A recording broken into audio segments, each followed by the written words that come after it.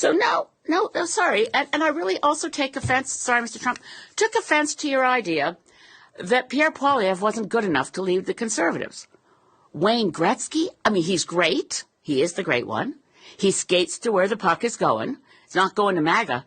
The puck is on a Canadian ice rink. And by the way, Mr. Trump, please, before making public pronouncements that Wayne Gretzky should run for Prime Minister, give yourself or get yourself a briefing on the nature of parliamentary democracy, a Westminster parliamentary system, and a constitutional monarchy where no one runs for Prime Minister. We have elections for members of Parliament. We don't get to pick and choose among our billionaire friends for who gets a seat at the cabinet table. If they're not an elected member of Parliament, well, Canadian system is different from that of the United States of America. I suggest that Mr. Trump find one of his grandchildren's school books and look at the year 1776, which may explain a few things to him about why our systems of government are different. I don't want to belittle Mr. Trump, but on the other hand, hey, Donald, have we got a deal for you? You think we want to be the 51st state? Nah, but maybe California would like to be the 11th province. How about it? California, Oregon, Washington, you've got geography in common with us. And not only that, we've already got a carbon trading system between California and Quebec. We've got some strong alliances on our west coast from British Columbia. There's been a lot of academic papers on the idea of Cascadia.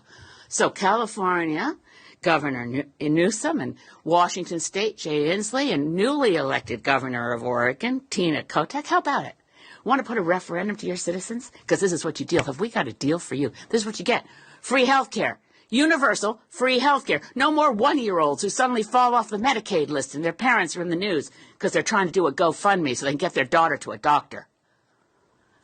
Universal free health care. And guess what? Those gun laws that your Congress is too afraid to pass because of the national gun lobby, we already got our strict gun laws. That's why we have the safest streets around the world, or at least in the United States, by the way, the most recent stats, 5.9 out of every 100,000 people is killed in a fatal gun incident versus 0.88 per 100,000 in Canada. That's because we have strict gun laws.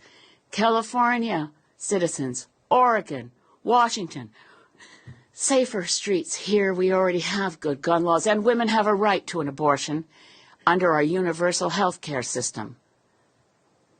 But, we don't have to stop there. Donald, think about it. You could get rid of all these states that always vote Democrat. You know what else will take Bernie Sanders off your hands? Proud new Canadian citizen of the great province of Vermont. Vermont, New Hampshire, Maine. We'd love to see you. Our maritime provinces already have deep, deep links and ties. Well, enough kidding around. But honestly, President Trump, get used to it. Canada is a sovereign nation full of, guess what, proud Canadians. We're not jingoistic.